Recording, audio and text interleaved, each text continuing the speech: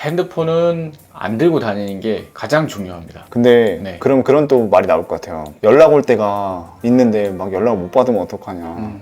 막 그런 걱정이 좀 있을 수 있을 것 같은데. 수험생이 연락 올 때가 어디가 있죠? 자, 변호사님 안녕하세요. 안녕하세요. 서범석 변호사입니다. 자, 최근에 또 변호사님 이제 공부법에 대해서 계속 얘기를 해주시고 있는데 수험생분들에게 또 좋은 꿀팁, 뭐 공부법 알려주실 게 있나요? 공부법도 중요한데 공부를 하면서 실전 공부에 있어서 하지 말아야 될 게 뭐냐, 그거에 대해서 한번 오늘 말씀을 드려보고, 공부가 안 될 때 어떻게 하면 좋냐 두 번째로 얘기 드려보고, 그리고 세 번째로 다 이해해야 되냐, 그거에 대해서 한번 말씀을 드려보겠습니다. 변호사님이 경험했던 걸 얘기해 주시는 거죠? 경험을 토대로 직간접 경험인 거죠. 네.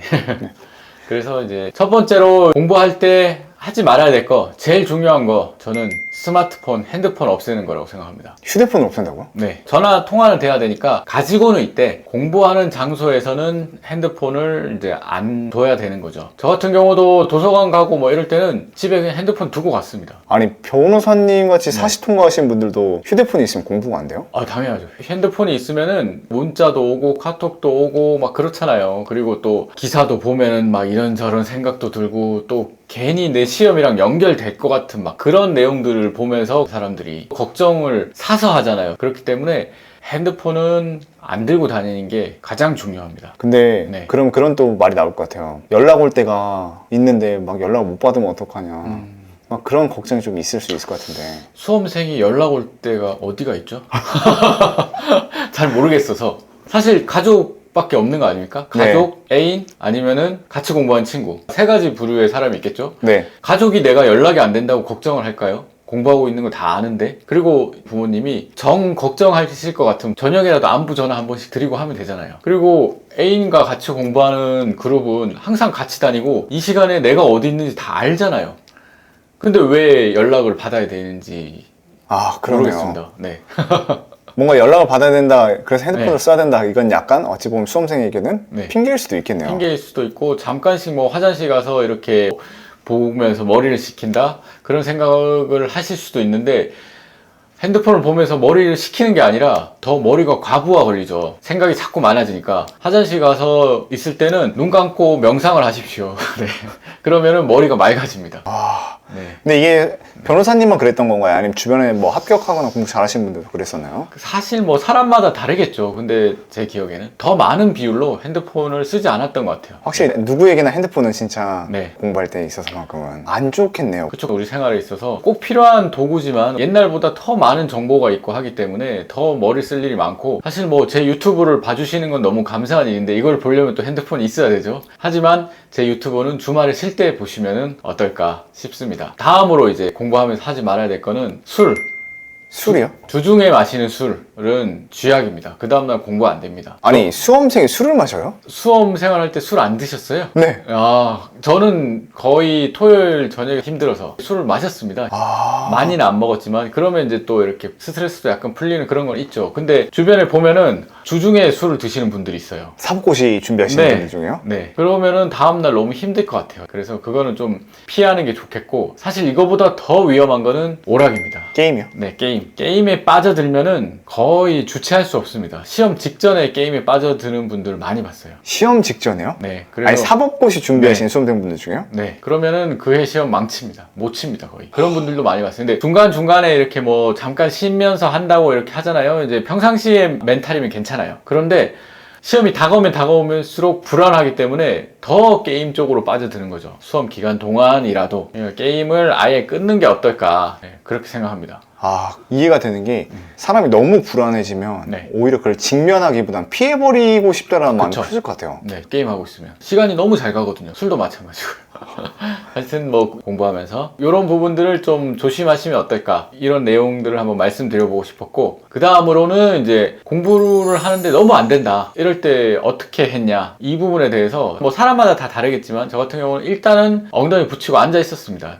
책이 글자가 눈에 안 들어와도 어떻게든 앉아서 뭐 음악을 듣든 라디오를 듣든 제가 채우려고 하는 시간을 어떻게 해서든 앉아 있으려고 했어요. 아, 그러면 책을 앞에 두고 네. 눈에 안 들어오더라도 그 자리에서 계속 버틴다 이거죠? 네, 그러다 보면은 내가 뭐 하고 있나 싶으면 다시 책을 보게 되는 거죠. 그러니까 그때 잠깐 핸드폰을 보는 것도 아니고 앉아서 네. 책을 다른 신문을 보거나 그런 것도 아니라 네. 정말 수험서만 계속 보면서 네. 눈에 안 들어도 버틴다. 버틴다. 그때는 이제 핸드폰은 없지만 음악을 들을 수 있는 플레이어 같은 건 있었기 때문에 네. 그런 걸 한두 곡 들으면서 좀 머리를 식히거나 이랬는데 그래도 안 된다. 그러면은 이제 일어나서 세수합니다. 세수하면은 머리가 좀 맑아지잖아요. 세수하고 잠깐 바깥 바람 좀 쐬고 그렇게 하고 다시 책상에 앉죠. 오늘 도저히 안 되겠다. 그런 날에는 산책을 좀 멀리 갔다 오는 거죠. 한 30분 이렇게. 그렇게 갔다 올 수 있도록 산책을 가거나 아니면 와 오늘 도저히 안 되겠다 그냥 사우나 가서 푹 쉬다가 그날은 그냥 제끼고 주말에 이제 공부하고 그렇게 했던 것 같아요. 아까 앞서 얘기한 거를 생각해 보니까 어쩔 수 없이 공부될 것 같다고 생각이 되는 게요. 네. 앉아 있잖아요. 네. 근데 내 앞엔 책밖에 없잖아요. 그쵸. 휴대폰도 없지, 휴대폰 만화책도 없죠. 없지, 네. 뭐 할 게 없잖아요. 그쵸. 책만 보다가도 안 되면 아까 산책하라 했잖아요. 네. 절대 게임하지 말라니까 게임하지 마. 게임방도 네. 못 가지, 집에도 못 가지, 갈 데가 없잖아요. 그렇죠. 그럼 결국 네. 갈 데 없으면 다시 독서실로 올 거 아니에요. 네. 내 책밖에 없으니까 그냥 맞습니다. 어쩔 수 없이 책을 또 네. 보다 보면 또 머릿속에 들어오겠네요. 맞습니다. 말이 산책이지 날 더운데 한여름 밖에 나가면은 독서실로 빨리 들어오고 싶습니다. 에어컨 나오는 독서실로. 근데 그렇게 잠깐 여유를 네. 주는 게 머릿속에 더 도움이 많이 되나요? 아무래도 이제 버티는 데까지 버티다가 이제 나가는 거니까 아무래도 좀 리프레시가 되지 않을까요? 네, 그렇게 생각합니다. 그럼 아까 변호사님 이렇게 했는데 안 되고 하면 답답해지잖아요. 네. 그럼 사람이 막 화가 치밀어 오르면 네. 막 멘탈이 박살날 수도 있는데 그렇죠. 그럴 땐 변호사님 어떻게 하셨어요? 아 도저히 안 되겠다. 그러면은 뭐 사우나를 가는 게 거의 마지막이었는데 그것도 아니다 싶으면 뭐 영화를 보러 가기도 했어요. 전혀 새로운 것. 그래서 공부 외에 좀 할 수 있는 것들 만화방을 가기도 했습니다. 네. 너무 안 되는 날에는 네. 만화방에 가서 몇 시간 동안 만화 보고 그러고 이제 다시 그날은 사실 이제 공부 못 하는 거죠. 그렇게 되면 쉬고 못했던 거는 주말에 좀 몰아서 하고 그렇게 했죠. 근데 이 영상을 보신 시청자분들이 오해를 안 하셨으면 하는 게 네. 이런 게 어쩌다 한 번인 거지. 그렇죠. 하루가 이틀이 되고 이틀이 3일이 되면 아 그러면 안 됩니다. 정말 그러면 심각한 거잖아요. 그런 날들은 1년에 뭐 손꼽혀야죠. 그리고 또 공부하시면서 좀 생각을 하시면 좋을 만한 내용이 우리가 어떤 시험을 치든지 100점을 맞춰야 되는 시험은 없거든요. 그런데 공부를 하면서 모든 것을 다 이렇게 이해하고 암기하려고 하는 그 과정에 너무 스트레스를 받지 않았으면 좋겠다. 모두가 어려워하는 파트가 있어요. 사실 공부하는 사람들 사이에서도 형소법에서 전문 법칙 이런 것들 정말 어려워요. 어려워하고 나 전문 법칙 그냥 포기했어. 포기하고 들어갈래. 막 이렇게 앓는 소리 하는 분들도 있어요. 그만큼 쉽지 않은 파트고 그거를 너무 이렇게 다 내가 완벽하게 이해해야겠다 이렇게 생각하지 마시고 이거 시험에서도 마찬가지인 거죠. 어려운 문제는 제끼고 넘어가야 됩니다. 빨리. 이거는 다 틀리라고 낸 문제다.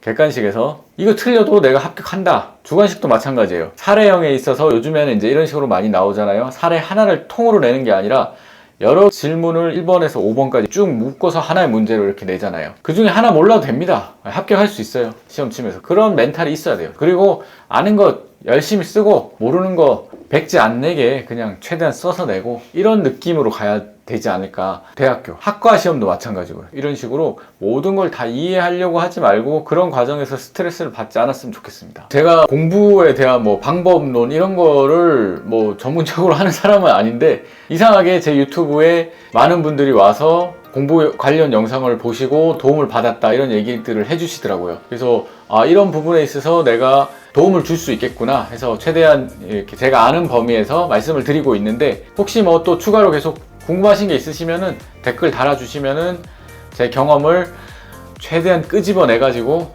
답변을 드릴 수 있도록 하겠습니다.